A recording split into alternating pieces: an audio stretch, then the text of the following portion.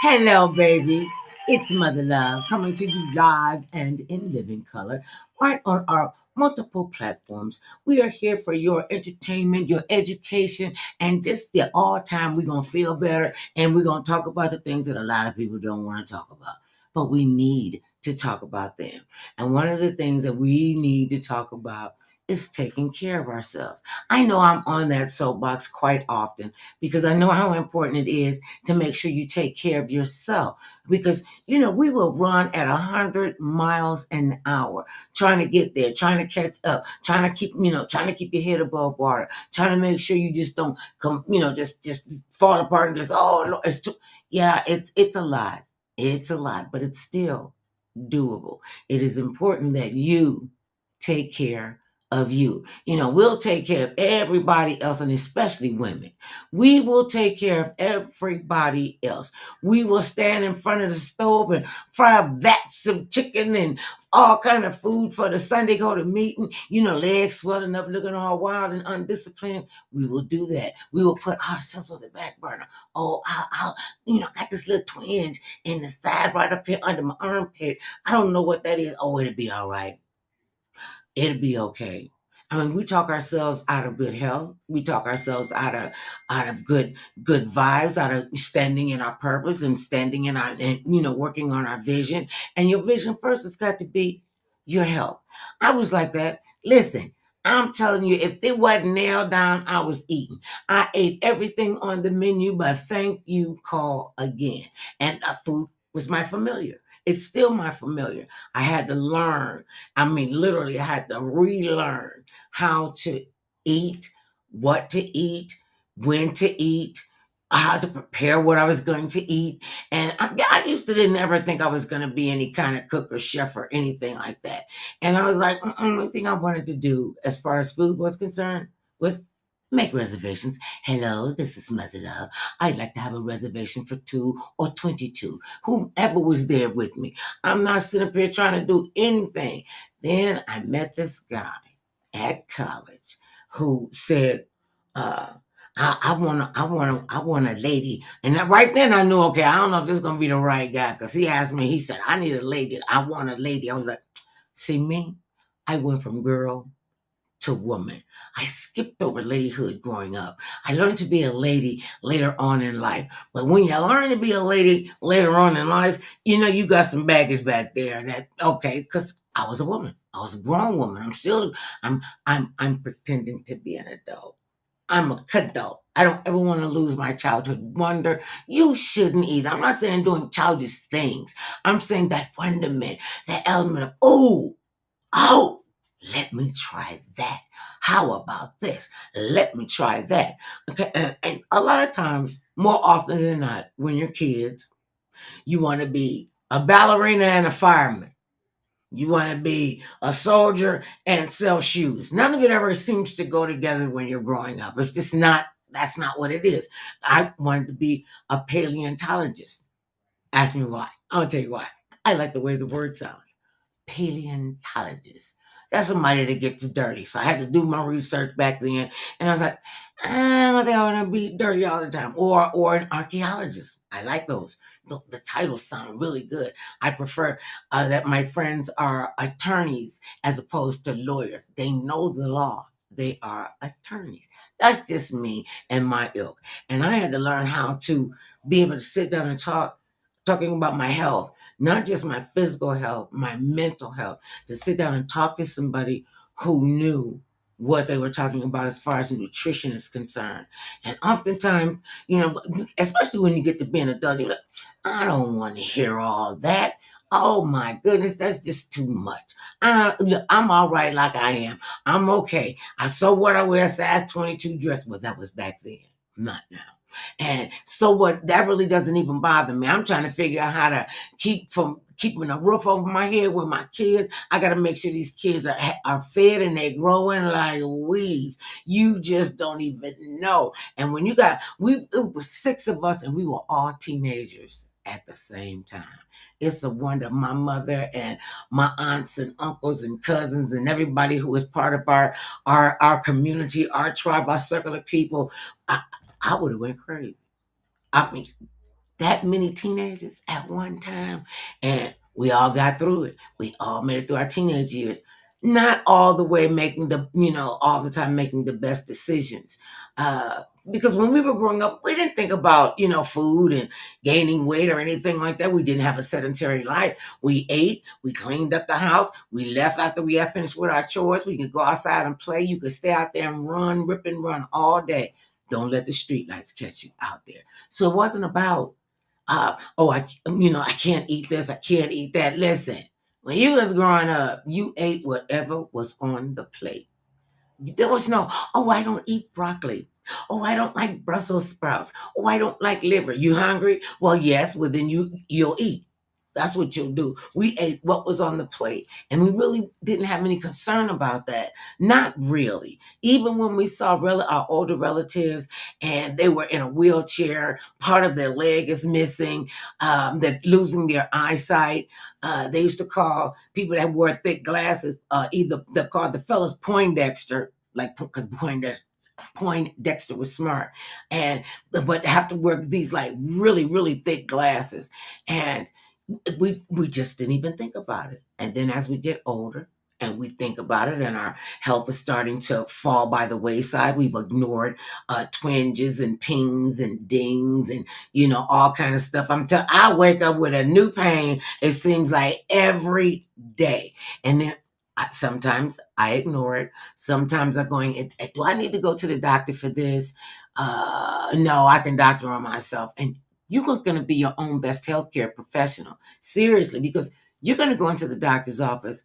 Hopefully you get a physical every year or every 2 years so you can see if there's trouble coming. You could circumvent it if you see it coming. If you see it in your family, and like I know, diseases run in families, and whether it's heart disease, diabetes, Alzheimer's, cancer, it runs in families. And we're always saying, oh, that's not gonna happen to me. Oh, that was just Uncle June, he don't take care of himself. Oh no, that's not gonna happen to me. Then you get up in the morning and you taking your shower and you rubbing on your breast, and now you feel a big lump that you didn't feel. Don't ignore it. I would rather go to the doctor and they say, oh, mother love, it's just a benign tumor, than to simply say, oh, I'm just going to ignore this. And, my teeth's about to fall off because I didn't go to the doctor in a timely enough fashion. And we have to be able to understand I know, babies, I know. The first thing you're going to say is, I can't afford it. Can you not afford it? Can you not afford to go get a physical at least once a year, every 18 months or whatever? If I got a hangnail and I can't get it off, I'm going to the toenail and the fingernail people to help me with this. When I can't do it, I can't fix it, I can't do my mother love stuff, or I'm just masking the symptoms, I get up and I go to the doctor. And one of the many things I've learned is that when you take a proactive approach as a patient, the doctors will take a proactive approach to you. They will make sure that they know that what you know and what you don't know. And be mindful. Your doctor cannot be every place and everything to all people. It's a team effort. It is a joint project. You go into the doctor's office and the doctor doesn't go, humana, I know you got diabetes. Humana, I know you're overweight. That's not, doctor says, how are you feeling? What's going on? Tell me. And to sit there and go, I don't know. You just told me to follow up, so I'm here. You got to be proactive. You have to be able to know your body. You know when a ting ding, it's scratch. You know when it's not going away. You know that better than the doctor does. And that way, when you're a proactive patient, you can really get a proactive doctor. And when you don't have a proactive doctor, kick him to the curb. They're not the only ones in the game. I remember I had an endocrinologist. I told y'all this story one day. I went, and this is when I was still heavy. I went to the doctor, and I said, I'm just not feeling well, and I think I'm coming down. I think I've developed diabetes. It runs in my family, and I'm starting to have the I'm so thirsty. I could not drink enough water. I could not get to a bathroom fast enough, because if you drink a lot, you're gonna pee a lot. So if whatever your route is, whatever my route was, I knew where the bathrooms were. I knew who would open up the door for me and let me use their bathroom. I knew what gas station had the cleanest bathroom. Seriously. And I kept saying, I can't quench this thirst. And then it's like I didn't have any taste buds. Like I couldn't taste salt. Hello, I'm on the air. See, now you know it's live. And so, I go to the doctor, and I said, and I know what you're thinking. Well, a lot of doctors, they want to tell you what to do, and, then you don't do it. Then they're fussing at you. I mean, so it's got to be a team effort. And so, and I like the guy individually as an individual, charming man. As a doctor with, dealing with people, as an endocrinologist, dealing with people, especially dealing with women with diabetes, he had this, and I told this to him to his face. So don't even say, "Oh, I know who she's talking about." He knows who I'm talking about, because I said, I cannot believe your sanctimonious attitude. This is what he said to me. This is what he said. He said, "Well, mother love, you just need to go on insulin." I was like, "Well, can we do some tests to make sure that's what it is, and where I am on the scale, and what my blood sugar is?" And he was surprised that I knew what an A1C was and what an A1C is. That diabetes runs rampant in my family, and we got every kind of diabetes. Juvenile diabetes, now it's called. It used to be called type 1. Type 1 diabetes, type 2 diabetes, it's gestational diabetes. Now the scientists are saying that there is technically a third kind of diabetes. And that's what they are finding is that people that are developing dementia and what? Coffee down here. Okay. That's this number. Oh, so what am I supposed to do? You're going to call him so he can come into the show. Okay. I don't know how to do that. Okay. Okay. Hold on. Okay, y'all. Just wait a minute. Out in the middle of the show. You hit call. I don't see call. Right here. Oh. I'm sorry. Okay. See, they don't have words anymore. Okay. So anyway, my endocrinologist is telling me that I should just go on insulin. You should just go on insulin. Why you want me to go on insulin? I don't want to be on insulin. Look, you the one came in here with this. Okay. I didn't want to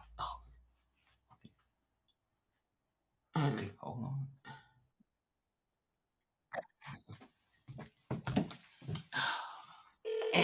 And yet again. Okay. Oh. Okay, hold on.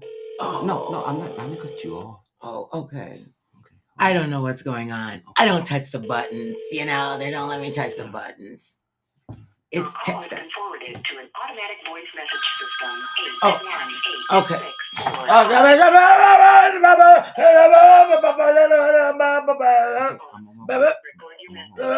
You may hang up or press 1. Hang up for that. I did. Okay, now press it back again though. Okay, wait a minute. Oh, no. Okay, hold on. No, continue. Oh, right. Okay. Hold on. Just hold on. We're about to get your guest. Welcome to my world. Okay. Uh-huh. Good. Okay. All right. Oh, is it dialing? So you got all the mechanics and the computers and the telephone and that part. Oh, wait a minute. Okay, wait a minute. Hold on. Okay. I'm holding on. So back to the story. So he tells me,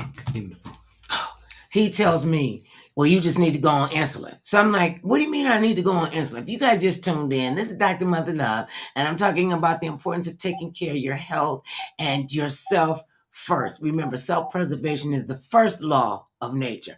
I got to take care of me. That way I do well with me, then I can take care of you. And that's how it's got to go. You don't take care of somebody else before you take care of yourself. And so anyway, So like I said, I like the doctor. I like the man. I didn't particularly care for his the way that he was treating me and the way that he was talking to me. And I knew the difference because when I would see him out someplace, we had a lovely time, cordial conversation. Get into his doctor's office. He put his doctor hat on and he was just holier than thou.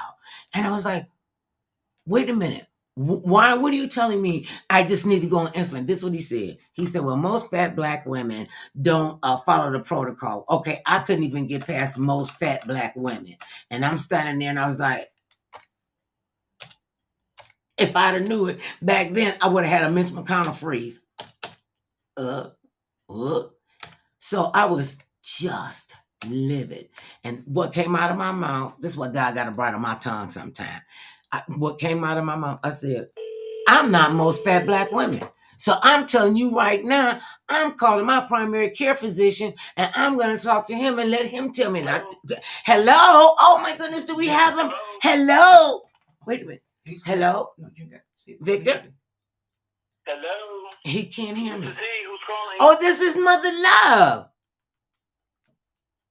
I know, sweetheart. How are you? Oh, I'm well. I just wanted to make sure we had you on the line. We've had a little technical difficulties, but it's still good to have you on the line. I'll tell you about the story later, everybody. On the line with me is percussionist extraordinaire, Victor Olando. He is the leader of a band called Fanjala. And when you hear a name like that, you know it's going to be big, it's going to be tough, it's going to be great. It is just an honor and a pleasure to chat with you. So tell us what's been going on with you, because you do everything. You done played with everybody. Tell me when growing up in Dallas, how was that for you? And how did you get involved in playing the drums?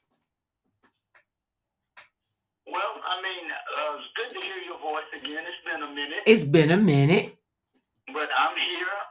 I'm still doing my thing. I started out in Dallas back in the high school bands, and actually just went back home about 2 weeks ago and got a Lifetime Achievement Award for percussion from the Alumni Band Association at my school, which is very, very well. Oh, how about that? I started back in Dallas.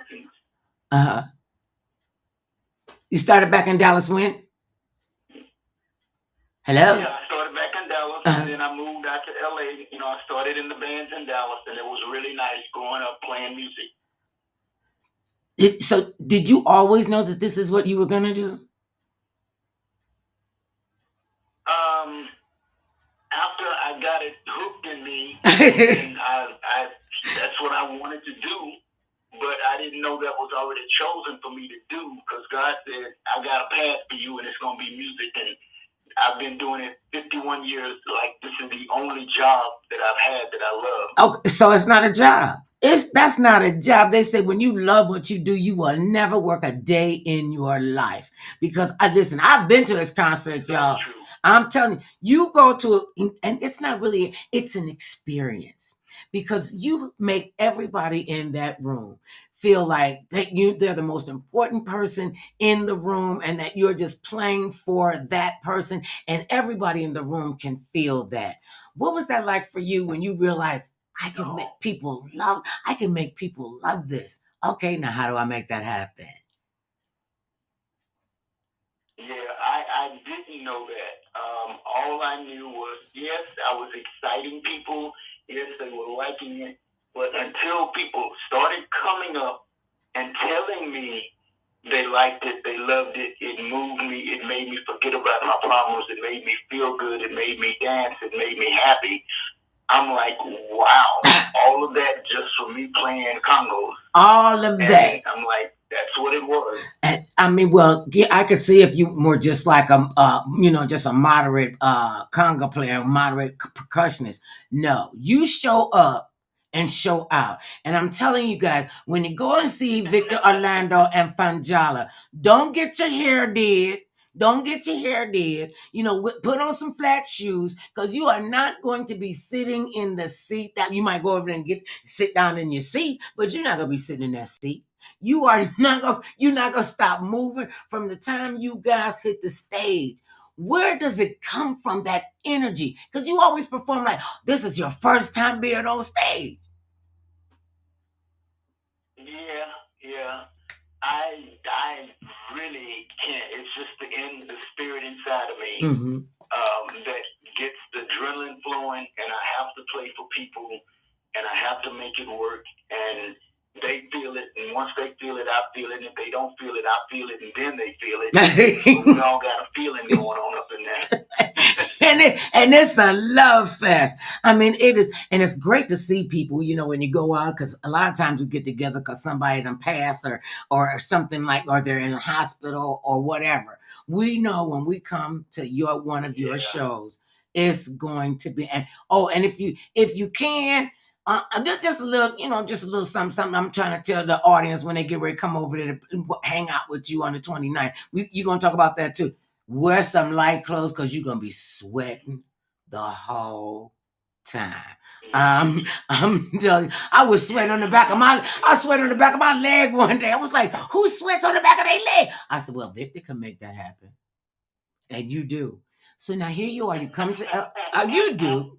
No, you do, and we love it. So because you have been recognized for the work that you do outside of music. You are a philanthropist. You give your time to others. You play for others without expecting anything in return. I mean, when you're working with, the work that you were doing, you know, as an alumni for your school and what you do for other people, and especially your work and your music and your outreach. Tell people how you outreach and who's your audience when you're there, being your philanthropist self. Yeah, well, that's, musically, I'm, can you hear me? I hear you just fine. Musically. Can you hear me? Yes, I can hear you. Okay. Musically, I love to do what I do. And then when I look around, it takes me from that because I do meet a lot of people when I'm doing what I do. Mm-hmm. So some of the people say, hey, I got this happening with this project and this community service and stuff. Do you mind coming to the school and playing for the kids on career day? And I'm like, sure. I go, I play, and they love it because there's kids, 3rd, 4th, 5th graders love to hear the sound of drums and stuff. And then I surprise them by saying, all right, this is what I want all of you guys to do. Who wants to play on the drum? Everybody starts screaming and raising their hand. I say, line up. Everybody's going to get a chance to play on the drum. And that just blows them away. They come up and they play and they have fun and stuff. And then one lady came up to me and said she works with the Down Syndrome and Autistic Foundation that has an annual picnic every year. Mm-hmm. And that year, I go out to the park, Burbank tennis courts.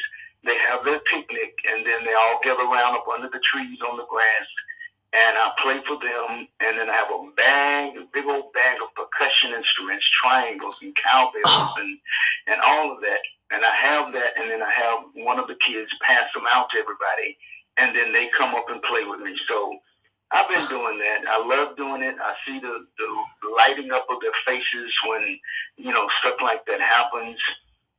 But I didn't know that people also noticed that. And next thing I know, on my birthday party last year, I got a certificate of recognition from President Biden, one from the White House, one from Mayor Karen Bass, one from my mayor in Dallas, Texas, and various city council people. So I got all of that. That brought me to tears because I was not expecting that much stuff. And I didn't know that this guy was letting these people know that this is some of the stuff that I do. So there were certificates of recognition for that, and I appreciated that. It at least make me feel good to keep doing what I'm doing. See, that makes me feel good to know that you're out there willing to give your time, and so many people in our industry, with whether it's music, whether it's acting, whether it's, directing, whatever it is in our business, sometimes people get a little full of themselves and they get ahead of themselves and thinking that they're all that and a chip factory. Oh no, what is this? I don't even know how to answer the phone. Okay, wait. This is a whole new thing for me. Okay, wait a minute. I'm trying to see if I could get them on I don't know how to answer this. Okay. Hello? Okay, well, I'm glad that you all are listening. Cynthia's on here with me. William is on here with me. And we're chatting together with Victor Olando. And so when you, I want to know, how did you decide to name the band Funjala? What did you have to do with that? And what does it mean? Wow, it's I used all my career coming up when I started fronting a band, as they say, and, you know, not being egotistical, but I call it Victor Olando. That was me. Mm-hmm. And something, because there was Gloria Estefan and the Miami Sound Machine. There was Carlos Santana and Santana. There was, you know, Maurice White and Earth, Wind & Fire. There was always the and, which brought in everybody else.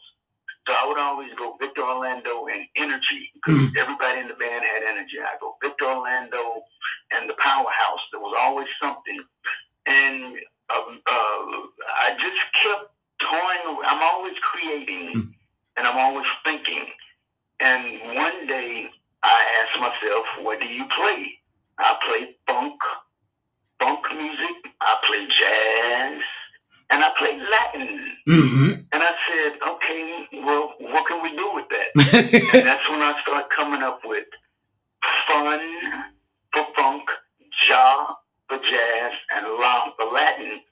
I said, Funjala. Funjala. I was like, that sounds so cool. And happy. Everybody thought I was making up an African name. I said, no, man, it's no African. It's straight funk. See, so you just put everybody loves it. Funjala. I mean, and when you say it, Funjala, a smile comes to your face automatically. You know, it's fun, it's funk, and all people can relate to it. All people of all ages. I've seen young people that have been at your events, and they are jumping up and down and having a good time. And they crack me up to let young kids and say, "What's jazz?" That's why it is such a horrific thing that they took the arts out of the schools.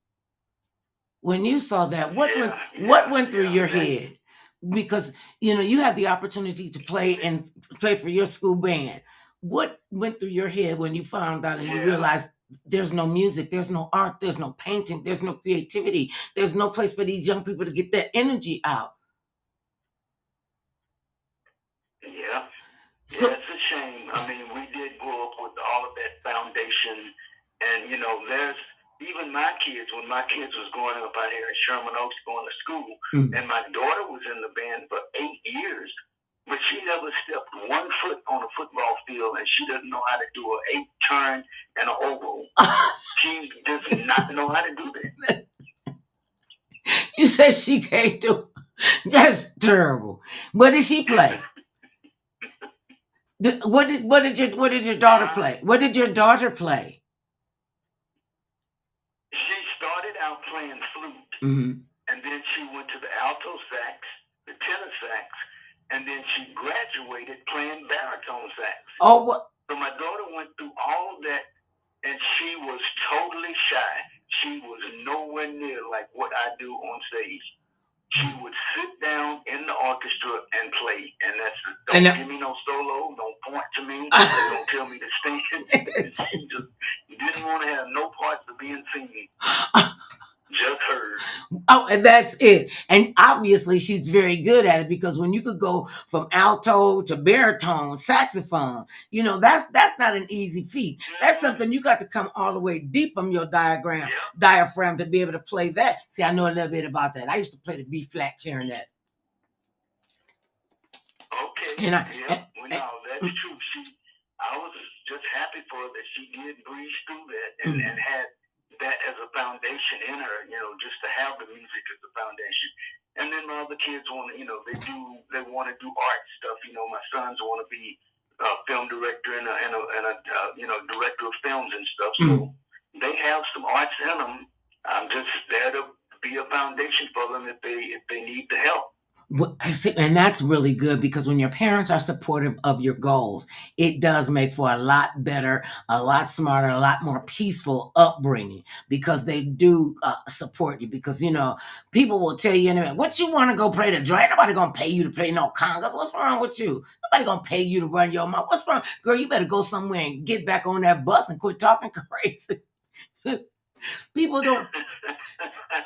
They don't. And I'm just thinking of just the great times that you embrace us, and you allow us to embrace you with your music and what have you. And talking about your sons want to be directors and producers and do their own thing. You are doing your own thing too. Tell us about your movie, because he doesn't just play the skins, people. He's an actor, he's a writer, he's a songwriter. He does it all, and he's hilarious as all get out. So let's talk about that, and how you can have so many hats. What happened? What had happened was. What happened when I was growing up in high school, I not only was in the band, I was in the drama department. Mm-hmm. And the drama department was another extension of creativity. And it really bit me. I was doing Pearly Victorious in high school. I did a Shakespeare one-act play with me and two other people. There was only three people in the act. A Tennessee Williams play. And what was the biggest play for me to do in school, I played Ebenezer Scrooge in my high school play. I mean, that had to be was big. That had to be serious acting. And you, Ebenezer, see, that's some serious acting, because he was such a mean and hateful person, and that was good. So yeah, go ahead. Yeah, so I did that. And that gave me the bite, the bug. But when I came to California, I said, okay, you go on the back burner, let me do some music now, and see, what's happening with that. But I always asked God, I said, either I'm going to do music and bring acting in on the back door, or I'm going to get a role on something and bring music in on the back door. One of those two was going to open the back door for the other one. So I got up here and I started appearing as an extra. I did central casting. I was in every black sitcom that came out, every movie that could be out there that they sent me out for. I was in it just to get that experience, learn the directors, learn what they're doing, see the camera shots and angles and all of that. Getting that in my bow and arrow basket so I can shoot it when I need to. And they messed around and put me in a movie playing Richard Pryor. How about that? And that just made me... Yeah, there's a movie called Black Dynamite that Michael John White saw me do my impersonation. And they put me in that movie, Black Dynamite. But little known, I had already started writing my own Mudbone Richard Pryor movie.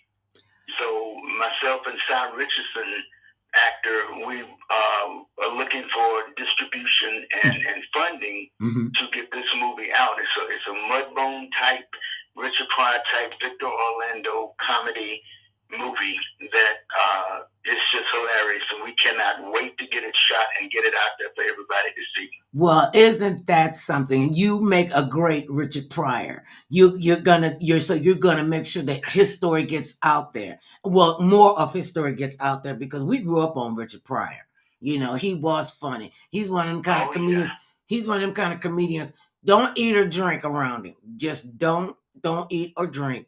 Just sit there or stand there and just right, because you be done choked yourself. I almost choked on a chicken bone one time laughing at his great. And my mother had every album. She had every Richard Pryor album. And he was funny, and he is missed. And that's what's so great about what attracted you to Richard Pryor, besides the fact that you favor him a lot. Well, and I didn't know that until I started making faces, and everybody like, yeah. And I looked in the mirror. I look in the mirror periodically and say, I don't look like Richard Pryor. Yes. And then I hear the Mudbone bass and say, "Oh, yes, you do." Okay, right. Well, my thing is, okay, when that... I grew up listening to the albums, just listening, I grew up in a house. If you look like you're about to cuss, you're going to get your teeth knocked out your mouth. So I do a very clean ritual. I don't do profanity, but it's still as funny. Yeah. And then I just, all through my career, in my music, I do that as a part of the stand-up while I'm playing music, and it caught on. And everybody likes it. And, I've met Richard. We talked. I met his kids. Richard Pryor Jr. says, "Man, you do daddy better than we do daddy." And I'm like, okay, that one I'll take. Oh, and now you. If I got that from the kids, that's it. Got that from the kids, that's I'm it. happy. You daddy better than we do look. daddy. You golden now. See, you are golden. You ain't even got to worry about when somebody tells you imitate their daddy better than they do, and they know. Yeah. I was like, oh. And I mean, they know. But you know what I ended up doing? I got the most iconic thing in life. When I first came to Los Angeles, I went to the Comedy Store to find Richard, and we went out back, and we took a picture. It was such a picture. It was so great. That picture was a Polaroid, where you take it, and then you take it out the camera, and you shake it before it becomes a picture. That is a picture. And to this day, I have that 51-year-old picture still. Oh, my. Of me and Richard. How? And then here, like, I think 2 years ago, I went to the Comedy Store just to see Richard Pryor Jr., and we took the exact same picture that me and his dad took 51 years ago at the Comedy Store. How cool. I can't get no more iconic than that, to get the dad and the son at the same place 51 years ago. I got the chills. Oh, and that is really awesome. The legacy continues. So now, okay. So now you're writing this movie about... You know, right? Huh? I said you're writing this movie, and as the... Ray and Richard Jr. and Mason. And contacted them about being in my movie. So, look forward to hoping that everything comes together so I can do that and include them in this movie that I'm doing. Oh, that would be great. I actually had Richard Jr. on the show before. And he's a funny guy too. Oh, really? Oh, yeah, we had a ball. Oh, yeah. See, and when you have a legacy like that, you want to protect it. So, and here you have your kids. Is your daughter still in music? I said, is your daughter still in music? No. Unfortunately, the divorce separated all of that. You said something about the parents supporting their kids. It was kind of an opposite in the household I was in, which is what it kind of always is. That's why I strive to talk to parents that if your child is gifted, support them, not beat them over the head with what you said, which is what I got beat over my head when I was growing up. You need to get a job. That ain't gonna pay you no money. You ain't gonna get no 7 figures for that. You gonna be. My brother jokes with me and says, "Yeah, Mom used to say you gonna be playing them bongos at 80 years old." And I said, "Yeah, well, she was true about that." And I love it. But my situation happened. My other half did not encourage at all. Oh, see. And my son actually played trumpet for a while. He went from clarinet to trumpet. And that's what they liked. And I didn't make them, force them, or tell them. That's what they liked. And they saw what I was doing. But without the encouragement, it died like a smoldering ashes that just die out. See. But I know it's inside of them because they did it so well. It just needs to be nurtured and supported. And we need those. I have other little nieces and nephews, and I got grandkids and great grandkids. Oh, look. That are picking up the banner of doing music, and those parents are encouraging them, and I appreciate that from back in Dallas.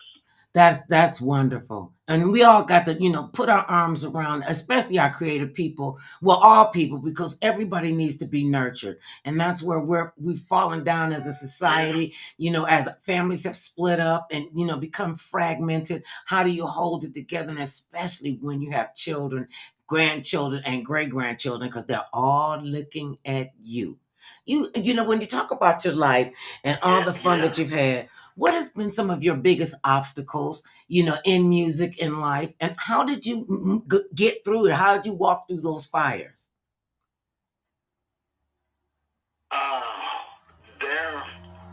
When I realized that music was a major part of my life, basically, and God gave it to me, and He has a plan for me, then the devil started putting up all these obstacles to see if I was going to make it through the plan. And from not getting paid to working like a dog playing the music, although it's fun, people can make it be a job and make it be stressful on you.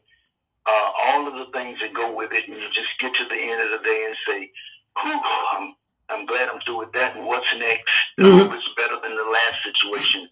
But it will throw stuff at you to make you want to stop. I forget the guy's name, not Gene Chandler. The guy, Only the Strong Survive. I know you're talking about Jared Butler. Jared Butler, the Iceman. Only the strong survive. And 51 years and when I talk to God, it's 51 years of faith. I have faith that the phone is going to ring with a job. I hope it's going to ring, but my faith is the foundation that my calendar is never empty throughout a month. There's a job that there's a job that pops up here, and there's a job that pops up there. I got New Year's Eve already booked. See, in October, and that's God, because I didn't pick up and call around and say, "Hey, I ain't got no New Year's Eve job. Can you hire me?" The phone rang and said, "Hey, I want to hire you for New Year's Eve." That's faith, and that's God, and that's what knocks the obstacles or makes the obstacles easier for me to go through, knock them down, get out of my way. But they still pop up. But God has a way of making me go through them so that I don't have to be. I know there are people that they're wore out. This business will tire you out, but it's the love of what you do and your faith that'll get you through it. No matter, and it doesn't have to be music. It's whatever you do. When I got my star for Hollywood Walk of Fame, how about that? How about that? I said, God put a teaspoon of what you were gonna be inside of you when you were born. So if you were gonna be a doctor, you're going to go through some things, but you're going to be the best doctor there is, because people need a doctor. He didn't give you to be a doctor and then say, not go play congos. Right. He gave me to go play congos and not go and try to save nobody. So he gives you what you're supposed to be. You just have to nurture it, weather the battles, and come out at the end of the day still doing what you're doing and not be knocked down. Right. But if you do get knocked down, get up. The next morning. Get up. That's the difference between successful people and people who fail at things, because they don't get up the last time they got knocked down. I'm like a weeble. I wobble, but I don't fall down, because you never know. And there are going to be people that I'm a weeble. I didn't bob and weave, and you got to keep going. You just got to keep going, because it's just like you said. God puts us all here for a purpose, for a reason, and we have to find that. We have to come to grips with it. We have to realize and accept that we are special people, that you're a special people, that all of us have something that we can do. Maybe even if it's just this much, a little bit better than somebody else. Like people used to always ask me, so they said, well, what do you do, Mother Love? I said, I'm in the entertainment business. So they automatically off the rip think I'm a gospel singer. I'm like, You don't want me to say, I can't carry a tune and a push card. You want me to do what? Listen, I get on the stage and start singing. Just if you're gonna throw food, make sure you're throwing tomatoes and grapes and healthy stuff for me. No. Can you throw me a salad? That's all. Put a little black pepper on. I'm good.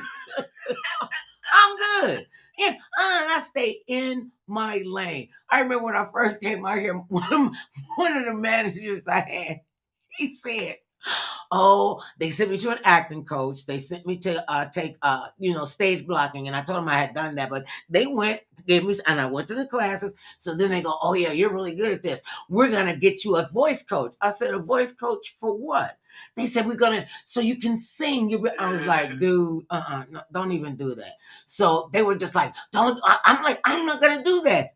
Okay. So, he was just on me. "Mother Love, you got that voice. It's got a certain sound." I'm like, "And you don't want to hear it when I'm singing." My mother used to call me when I was singing in the house. "So will you stop all that caterwauling?" I still don't know what caterwauling is, but it must have been bad.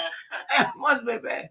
He said, "No, I'm going to get you the best voice coach. You're going to be great at this." I go to the first lesson. The first lesson. He was real nice. He said, "Well, now, dear, I'm just going to tell you straight from the hip so that we're not wasting each other's time. Don't come back. Don't come back." I said, I tried to tell them I couldn't sing. I don't, and I'm one of them kind of singers, all off key, mess up the words, change the word. You don't want to do that. Music is for my enjoyment. You play for my enjoyment. And I want to ask you this because I asked you about your, the trials and tribulations. You're also a survivor. You are also a cancer survivor. Yeah. Will you share with people that how you were able to get through that, work through that, and get to the other side and still keep playing? Yeah, that has been a new experience for me. My second wife, after leaving home, I married again, and she died of fourth stage cancer, which I saw how it shriveled up her body, and it took her. But the day that I went in to the doctor and sit down, and he said, "You have cancer," those 3 words. And then he said, "But it's fixable because we caught it early." That was my blessing, and that it didn't spread through my body like it did my ex-wife. And I was savable. And then I said, "Well, okay, I'm still in God's plan." Well, once it hit me, I was like, mentally, I was depressed. Yeah, we're human. And nothing was hurting me. That just the words "you have it" was depressing. And, I'm positive as I could be and all of that, but it doesn't negate the fact that that was what was inside of me. But they took it out. I healed. I'm still healing. But through it, I said, "Well, you need to pick yourself up and go back to playing." And now, and tell people how you did it so they can get through it, because now I made myself be an advocate to other cancer guys that are musicians, trying to talk them through it, get them through it. And I don't know everything about it, but I say, "Well, this is what I did, A, B, C, D, and I'm still playing." So one night I'm at a dinner party, and an older gentleman decides to tell me his story to help me get through my situation. And that was Billy Davis from the Fifth Dimension. Marilyn McCool and Bill. I'm at a dinner party with both of them. And he was like, he had it for 20, well, he had it, and he's been good for 20 years. And he was telling me the ups and downs, and he's still on the stage singing to this day. And I'm like, there's my advocate guy. And your inspiration. So I get through it. I said he was your inspiration and continues to be an inspiration by showing that you can fight this battle, you can win this battle, and you can keep doing what you're supposed to be doing. God snatches us down for a reason. Maybe you think he was moving too fast and you weren't paying attention, and then you go, "Oh snap! What made you go to the doctor?" Because you know how y'all are. I'm just going to keep it 100. Men are the worst patients like ever. And who's worse? A man patient? Doctors. They are the worst patients. And they know what they're doing. What did you do to make you say, okay, Victor, you need to go to the doctor and see what's going on? Well, that's the number one truth of all truths. Men don't want to do it. Just, the second part of it is men don't. Some men, well, and I can speak for men. I can speak for what I see as musicians. Mm-hmm. Musicians don't have insurance. They are stuck with gig to gig, making do for themselves. If they got a family, gig to gig, making do for the family, and insurance is the last on the list of another bill that they would do.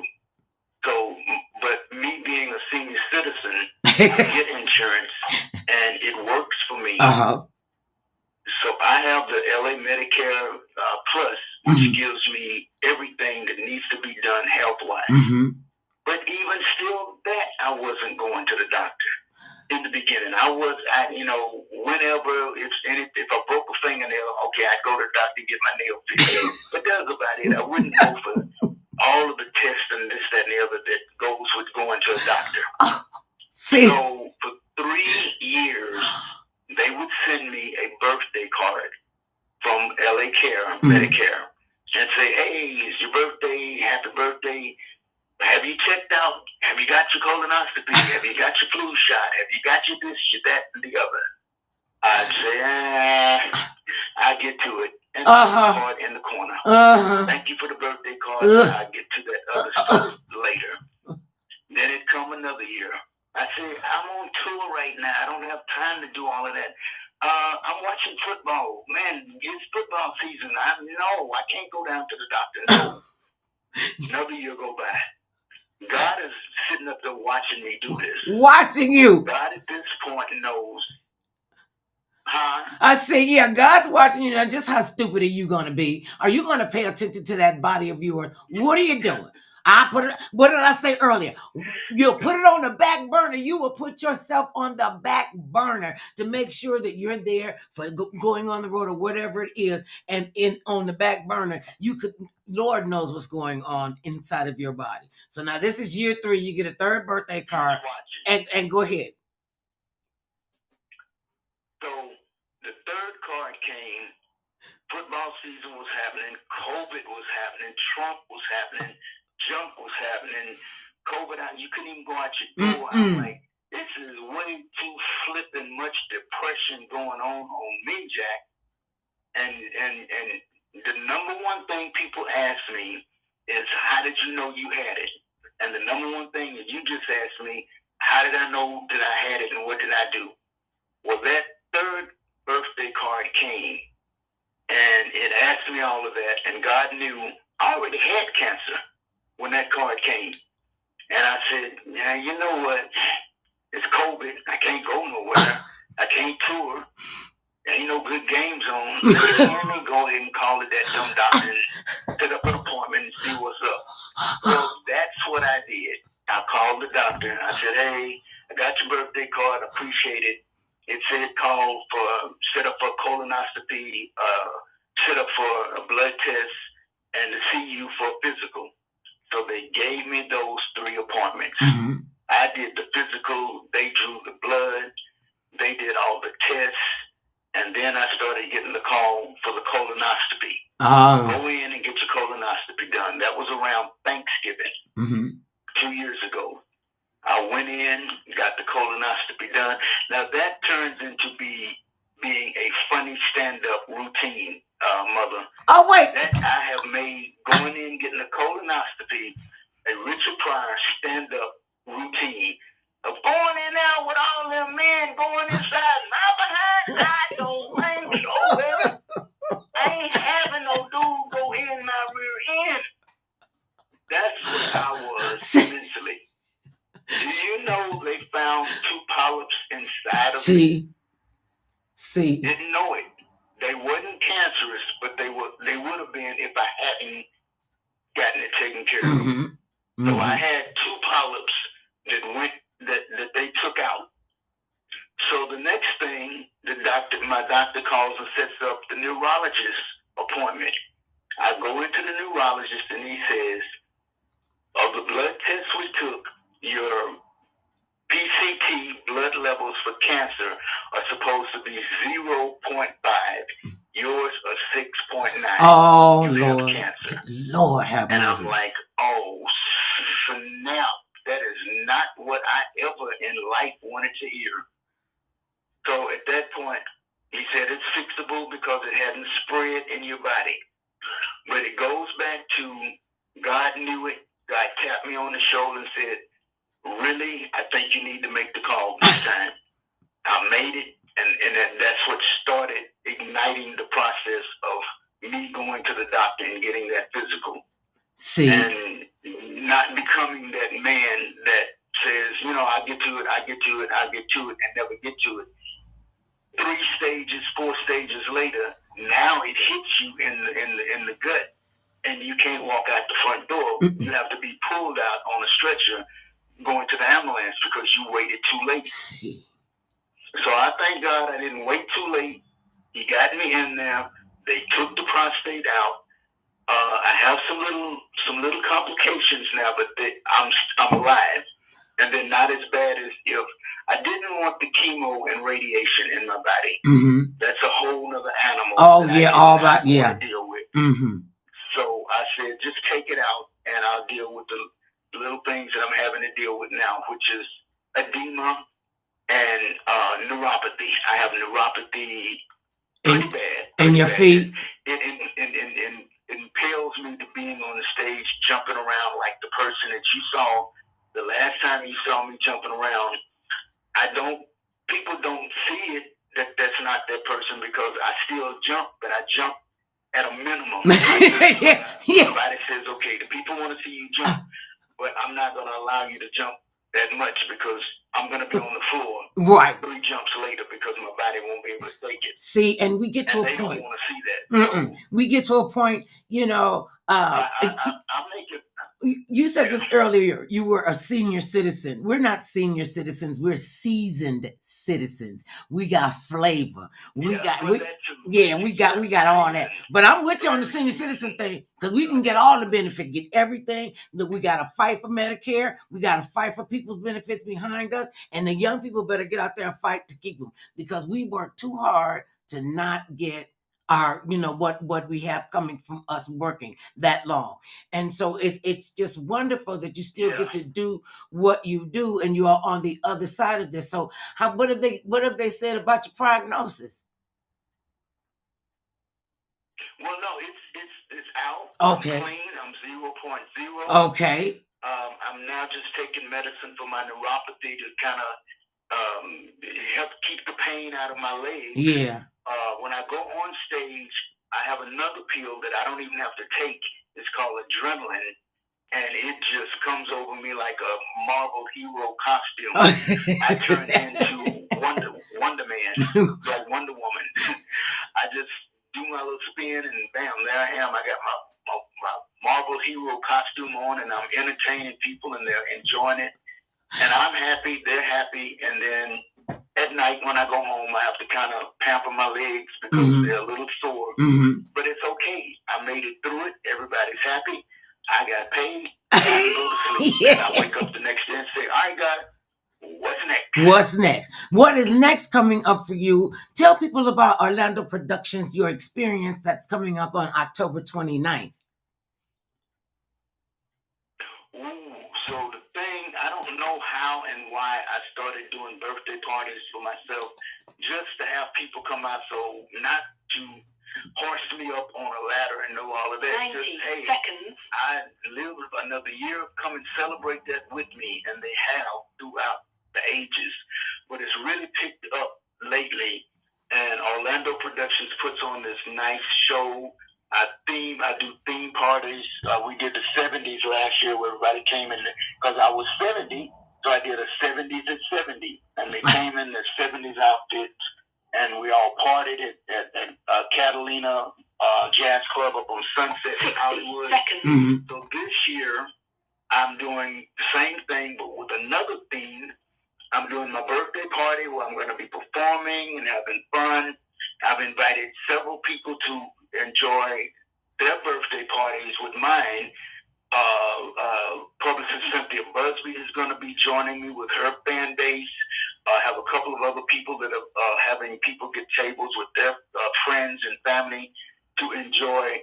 I'm calling it a Scorpio affair because the 23rd to the 24th is Scorpio month. So we're all going to do a Scorpio birthday celebration. My birthday is November 9th, 11/9. But I've added to this birthday party is extra spices from Olando Productions. Oh, we're talking Cooley High. Oh, see, now you from the movie and the good old days of Cooley High. See, that's gonna be the bomb. Now this is October 29th, 2023 at the Catalina Jazz Club, 6725 Sunset Boulevard in Hollywood, California. And you know what they say about Scorpion men? Well, women too. You know y'all got like a little nasty streak, but it's a good nasty streak. I'm just saying. I know some Scorpion. That's why I got 5 kids and 5 grandkids. See, just making babies for the revolution. Make the next generation for the revolution. That's what we got to do. Well, Victor, it's always a pleasure to chat with you. My daughter Scorpio too. Oh, see, 2 nasty people in the same family. Shut up, mother love. I know about them kind of people. Listen, you enjoy yourself. I'm going to do everything I can to come down and see you guys on Sunday, because it's on Sunday, right? Yeah. Our grandson is in a play. 6 p.m. He's in the arts. And so he has a play on the 29th. And I'm working to make both of those happen. So it has been an absolute pleasure to chat with you. You enjoy yourself. Thank you, Cynthia Busby from Busby Promotions. And thank you for dealing with us with our technical difficulties at the beginning. Know that there's peace and love, and know this. No matter how big or tall, short or small, thick or thin, it matters not what skin you're in. Everybody needs some mother love now and then. Peace, Victor. Oh, and the tickets is only $25. All right. I know what I'm doing.